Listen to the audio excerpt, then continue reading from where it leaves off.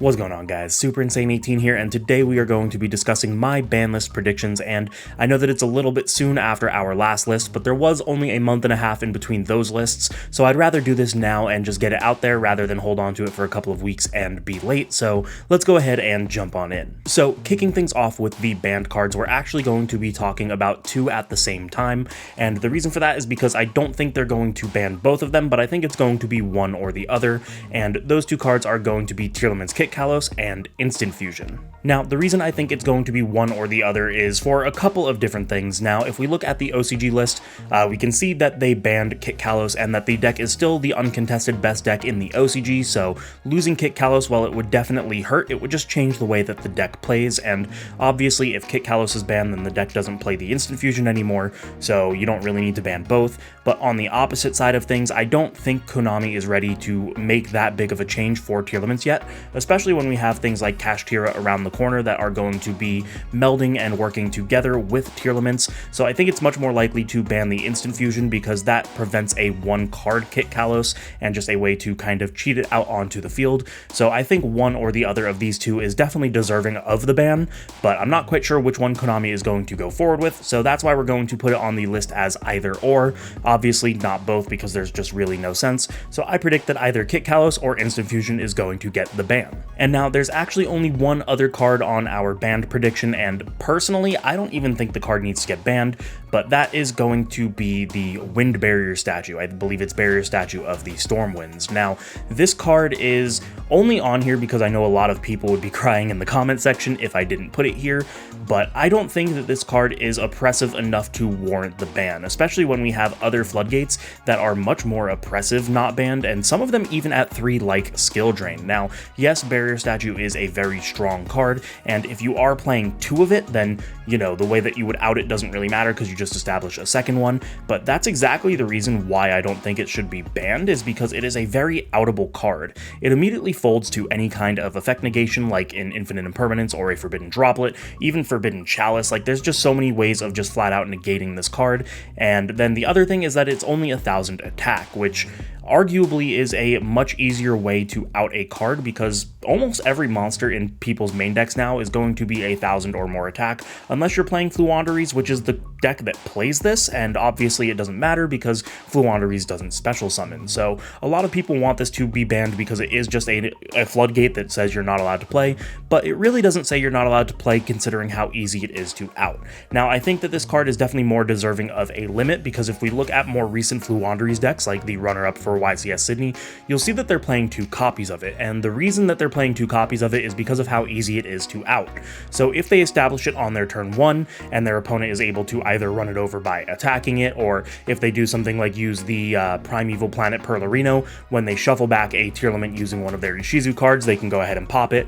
Then you need a second one to establish, and then it becomes a little bit too oppressive and a little bit broken, but I think that that more warrants a limit. But so many people are crying out for this card to be banned, so we're going to go ahead and say Konami's going to listen to its fan base and go ahead and ban it. I know that that is a shot in the dark, but again, it's just a prediction, doesn't really follow my beliefs. I don't think this card is ban worthy, but we're going to go ahead and put it there. Now, on to the limited section. The first card we are going to talk about is going to be Tearlament's Havness. Now, this is, in my opinion, the most broken card in the Tearlament's deck, because if you lose the dice roll and open up a copy of Havness, then you get to play on turn 0, even if you were going second, and that's just insane. The amount of times I personally, as well as have witnessed, people just setting up full board because they made because they opened up the Havness, and their opponent just wasn't able to do anything because the second they summoned a monster and activated the effect, or whatever it is that they did, the Havness just milled the 3 perfect cards, and they were able to establish the Roll Kalos and search like the Rhino Heart for the next turn, and it was just absolutely crazy. So I don't think that Havness should be around at 3. Honestly, it should probably be banned, but I don't think that Konami is willing to just nuke Tearlament yet, so we're going to go ahead and predict it to be at 1. I do think that Havness is a problem, and definitely the most problematic card in the Tearlament strategy, so that's why it has to be on this list in some capacity, so let's go ahead and throw it in the limited section. Now, next for the limited section, we're actually going to put the Tearlament's Field Spell, Primeval Planet Perlerino. I think that this card is just absolutely crazy. We have seen a trend in recent years years of field spells just being absolutely broken, and this is no exception. Not only is it just a rota during your turn, being able to search any tier limit monster, but during either player's turn, if a tier limit is shuffled back into the deck, you can destroy a card on the field, and that has gotten infinitely easier with the Ishizus being able to shuffle them back. In fact, that is one of the ways that it makes the barrier statue that we talked about previously so easy to out. Previously, you didn't really have an out to the barrier statue other than normal summoning and running it over, but now as long as you're able to establish some kind of graveyard, you can use an Ishizu monster to shuffle back a tier limit, and that does count for the activation of Primeval Planet, letting you go ahead and pop a card. But I just think that this card is a little bit too broken, especially because we still have Terraforming legal, so let's go ahead and put this card to 1, because honestly, we've had so many other search cards be at 1, so having it be not only a search card, but the additional disruption to be able to pop things as well, let's go ahead and limit Primeval Planet. Now, enough with the tier limit hate. There is another card that I believe is going to be limited, and that is going to be Sprite Elf. Obviously, there are other decks that are relevant other than tier limit. Obviously, tier limit is the tier 0 top deck that everybody is wanting to see die, but we do have other threats like Sprite, and Elf is the only card in Sprite that I can legitimately see hitting. Elf is a very oppressive card, not only because it can reborn a level 2 during either player's turn, but it is also able to make whatever it points to untargeted, so when you pair that with a card like Totally Awesome, you are getting multiple Omni Negates that are untargetable, and I just don't think that that is healthy for the game. Having this only at 1 means that you can't use it in following turns as well, because what a lot of people will do is after they've used their first elf, they're going to go ahead and if their opponent outs it, they're going to make a second elf, reborn another card, overlay them into Gigantic, and then Gigantic gets the attack boost because it was made using an extra deck monster, and I think that we just need to go ahead and make this card only usable once, because it's broken. I mean, like I said, being able to just reborn cards, and that's not just for Toad, there are so many other oppressive things you can do. There was a lock where I was at where my opponent went and special summoned the Blueback to go ahead and search the Pixies, and then Pixies prevented me from running over the lock that I was under, and it's just, I don't think that it's fair. I really like Sprite. Personally, Sprite is my contender over Tier. I like it a lot more. Tier limit just doesn't really fit my playstyle, but you have to address it. You gotta be non-biased when you're making these lists, so let's go ahead and limit Sprite Elf. Now, before we move on to any of the other changes on this list, I'm going to be adding a section to the limited, and that is a not happening but let me hope section, and the first card that I want to put there is going to be Orcust Harp Horror.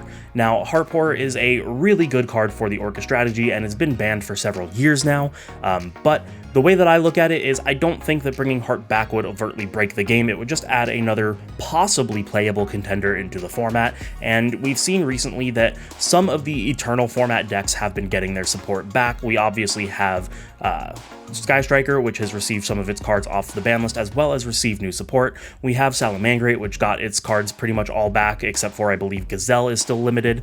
So they are slowly bringing back these Eternal format decks, and I would love to see Orcust Harp Horror be one of the ones that comes back, especially because we never got to experience Harp and Girsu at the same time. So Orcust is one of my favorite decks of all time. I don't think this is going to happen, which is why I'm creating this section, but we're going to go ahead and throw it up there as a wishlist pick. And our second wishlist pick is also along the lines of Eternal format, and that has to be Thunder Dragon Colossus. Now, I definitely don't ever see this happening, but it is one of those things that I would love to see because the Eternal format decks are getting their stuff back. This is obviously one of the top contenders. It is a lot easier to out now than it was at the time that it was banned. There are so many other cards that we can use to just kind of get rid of it, so I don't think that it's as oppressive as it once was, but you do have to consider as well that there are cards like Nemesis Corridor, which make this relatively splashable in every single deck, because every single deck is going to have cards that are banished, meaning that every single deck is going to be able to establish a Thunder Dragon Colossus with the help of the Nemesis Corridor, especially if you're looking at something like Tier Limit,